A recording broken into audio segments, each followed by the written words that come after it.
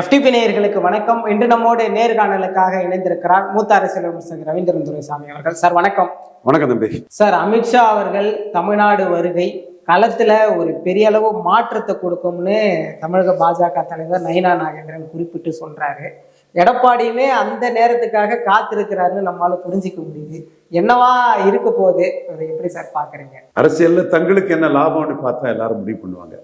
Accumulating power, amassing wealth தான் modern politics. நான் சொல்றது எல்லா அரசியல் தலைவர்களுக்கும் தெரியும், எல்லாருக்கும் மனச்சாட்சிக்கும் தெரியும். மற்றவன் சொல்ல மாட்டான், நான் ஓங்கி முகத்துல சொல்றேன், அவ்வளவுதான். அக்குமுலேட்டிங் பவர், அமாசிங் வெல்த் தான் மாடர்ன் பொலிட்டிக்ஸ். RSS உள்ள கேடர்ஸுக்கு அது இருக்காது, கம்யூனிஸ்ட்ல உள்ள அந்த தியாக வரலாறு கொண்டவங்களுக்கு இருக்காது. இந்த ரெண்டு தரப்பை தவிர மீதி எல்லாத்துக்கும் பெரும்பாலும் அக்குமுலேட்டிங் பவர், அமாசிங் வெல்த் தான் நோக்கம். நாம் தமிழர் தம்பிகளும் இப்போ கொஞ்சம் நாணயமான ஒரு சாக்ரிஃபைசிங் பொலிட்டிக்ஸ் அவங்களும் பண்றாங்க. மற்றபடி இந்த புள்ளிக்குள்ளதான் அரசியல் நகரும். அப்படி நகரும் போது தங்களுக்கு என்ன லாபம்னு பார்த்து தான் எல்லாரும் முடிவு பண்ணுவாங்க. அதுல யார் என்ன ஆப்ஷன் எடுத்தாலும் தங்களுக்கு என்ன லாபம்னு பார்த்து இன்னும் 2 ஆப்ஷனையும் ஓபன் பண்ணுவாங்க. அதுல ஆஃபர் வரும், அக்செப்டன்ஸ் பண்ணுவாங்க. எது பெட்டரா தங்களுக்கு இருக்கோ அதை தான் அவங்க முடிவெடுப்பாங்க. இப்ப தேமுதிக எடுத்துட்டீங்கன்னா அவங்க டிஎம்கே ஆப்ஷனையும் அதிமுக ஆப்ஷனையும் ஓபன் பண்ணி வச்சிருக்காங்க. என்ன ஆஃபர்னு பார்த்து அக்செப்ட் பண்ணுவாங்க.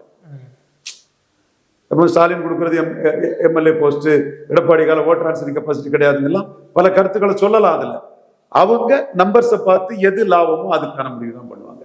தப்பு இல்லை, மாடர்ன் பொலிட்டிக்ஸ் அதுதான். அடுத்து பாமகவுக்கு திமுக ஆஃபர் எதிர்பார்ப்பாங்க, பிஜேபி கிட்ட எதிர்பார்க்கல, எடப்பாடி கிட்ட பாமக எதிர்பார்க்கிறாங்க. எடப்பாடி கிட்ட எதிர்பார்க்கிறாங்க. அது ரொம்ப நுணுக்கமான ஒரு புள்ளி, பலரும் கண்டுபிடிக்கல, நம்ம கண்டுபிடிச்சிட்டோம். இது இன்னும் போக போக அது தெரிய வரும்.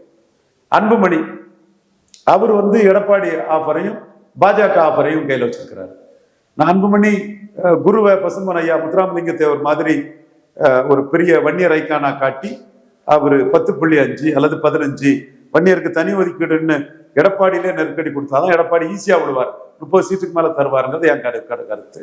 அது தனிச்சு போட்டிருந்த ஒரு ஆப்ஷனையும் அன்புமணி எடுக்கணுங்கிறது என்னோட ஒரு பார்வை. அப்பதான் எடப்பாடியை மாடுலேட் பண்ணி கார்னர் பண்ண முடியும். இது வேற யாரு? ஓபிஎஸ்க்கு பிஜேபியோட கூடிய India option, DMK option, Sengottai மூலமா எம்ஜிஆர் ஜெயலலிதா போல்காக்க தாவேகா ஆப்ஷன், 3 ஆப்ஷனும் ஓபிஎஸ் இருக்கு. டிடிவிக்கு ஓபிஎஸ் என்டிஏ ஆப்ஷனை இன்னும் ஓபன் பண்ணல. டிடிவிக்கு NDA option, DMK option, TVK option. டிடிவிக்கு 2021 என்ன நடந்துங்கிறதையும் நம்ம ஞாபகப்படுத்துறோம். பட் இப்போ அந்த மாதிரிதான் நடக்கும். நம்ம ஒன்றும் கண்டிப்பா சொல்லல. அன்னைக்கு நாம ஜெயித்தோம். சத்தியன் குருமூர்த்தி சாக்கடை ஜலம்னாலும் வீடு தீப்பற்றி எறியும் போது அதை கொண்டு அணைக்கணும்னாரு. மோடிஜியின் பிளிஸ் அலைன்ஸ்ல சசிகலா வர முடியாதுன்னு நம்ம குருமூர்த்தி அப்படி சொல்லும் போதே நம்ம அடிச்சு ஆணித்தரமா சொன்னோம். சுப்பிரமணிய சாமி எமர்ஜென்சி ஹீரோ, எல்லாமே சசிகலா தான். ஒத்த ஓட்டு ஒன்றும் செல்லுபடி ஆகாதுன்னோம். இலகணேசன் ஜி மறைந்தவர், மிகப்பெரிய தியாக வரலாற்று சொந்தக்காரர். இந்து நாடார் சமூகம் பாதிக்கப்படும் போது நின்னவர் கன்னியாகுமரி மாவட்டத்துல. அந்த நன்றி உணர்வு அவர் மேல காட்டணும். ஓகே, அவர் சொன்னது அதுல நடக்கல. தென் ஹெச் ராஜா சிதம்பரத்தோட பெரிய அறிவாளி தான், அவர் சொன்னது நடக்கல. நாம சொன்னது மோடி கிட்ட நடந்தது. இன்னைக்கு வர பத்மாவதி மல்ல சிபிஐ இதுல வழக்கு பதிவு பண்ணுது. அதுக்காக இப்பவும் நாம சொன்னதுதான் நடக்கும்னு நாம ஆணவத்திலேயோ இதுலயும் சொல்ல வரல. இன்னைக்கு ஒருவேளை என்டிஏக்குள்ள ஓபிஎஸ் டிடிஐயும் அமித்ஷா முயற்சியில சேர்க்கவும் செய்யலாம். ஆனா கதவை மூடினது மோடி தான். இது உண்மை. பட் அமித்ஷா கதவை திறந்து விடலாம், இவங்களும் நுழையலாம். இதோட நல்ல ஆப்ஷன் டிஎம்கே கொடுத்தா டிஎம்கே போலாம்.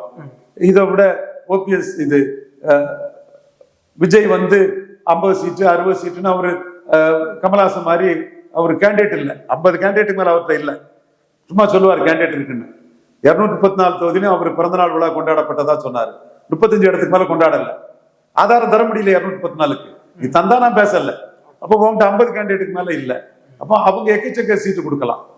ஸோ எல்லா ஆப்ஷனும் எல்லாருக்கும் இருக்கு. எந்த ஆப்ஷன் பெற்றோ அதை பண்ணுவாங்க. பிரேமலதா அம்மையார் விஜய் ஆப்ஷனை எடுக்கல, ஆடித்தரமா ஸ்ட்ராங்கா சொல்லிட்டாங்க.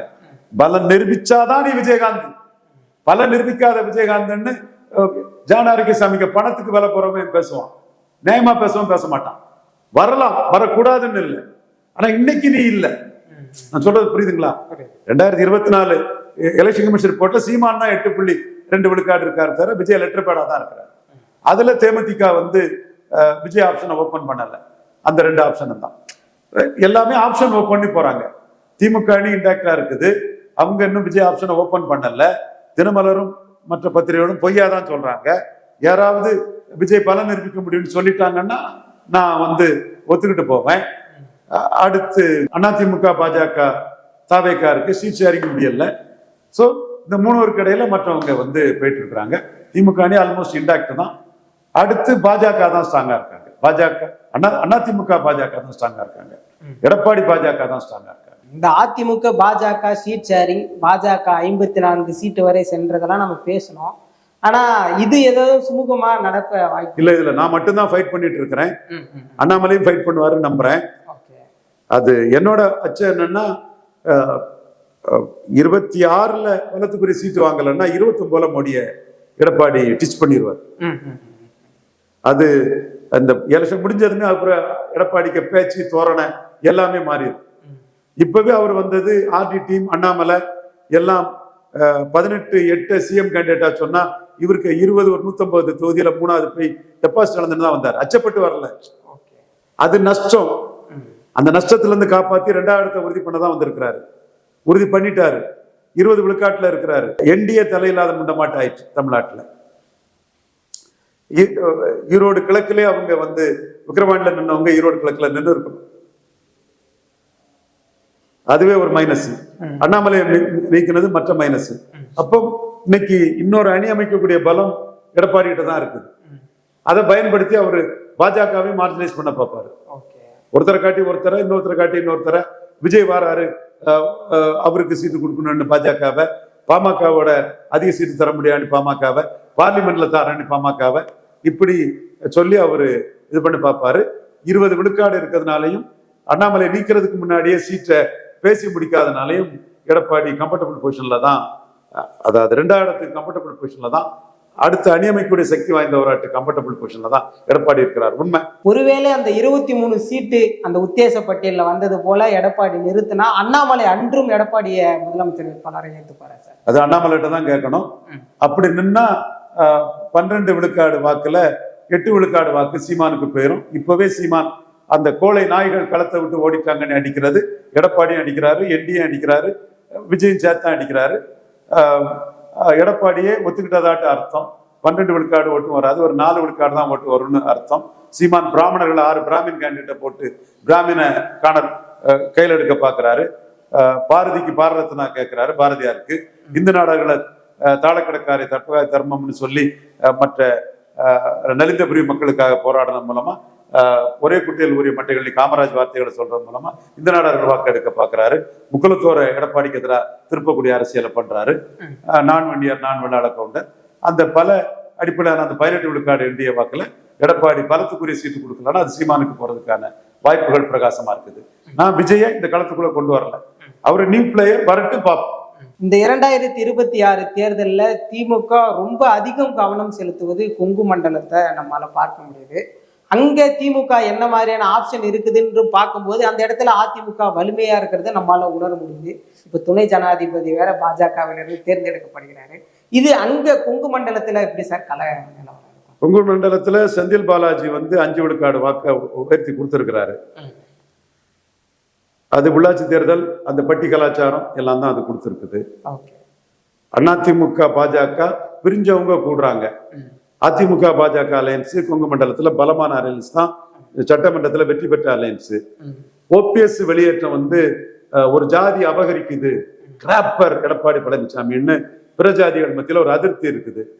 சோ ஓபிஎஸ் வெளியேற்றத்தால உருவான அது அருப்தி. அது ஓபிஎஸ் வெளியேற்றம் ரெட்ட தலைமைங்கிறத ஒத்த தலைமையா எல்லாம் எனக்கு போடு, எல்லாம் எனக்கு போடு, எல்லாம் என் ஜாதிக்கு போடு, எல்லாம் என் ஜாதிக்கு தான் அப்படிங்கிறது பிரஜாதிகள் மத்தியில் ஒரு அதிருப்தியா இருக்குது. எல்லா பிரஜாதிகாரங்களும் உங்க வாட்ஸ்அப் குரூப்ல இந்த அபகரிப்பு தன்மையை ஓபிஎஸ் நீக்கிட்டு எடப்பாடி அபகரிக்கிறத நீங்க வெட்டி போட்டு பிரச்சாரம் பண்ணுங்க. நான் வெளிப்படையாகவே சொல்றேன். இது பிரஜாதிகள் மத்தியில எடப்பாடி தலைமைக்கு ஒரு அதிருப்தி இருக்குது. பார்ப்போம் என்ன பண்றாங்க, எப்படி வருது. நிச்சயமா சார், பல்வேறு விஷயங்கள் பேசணும், தொடர்ந்து பேசுவோம் சார். நன்றி.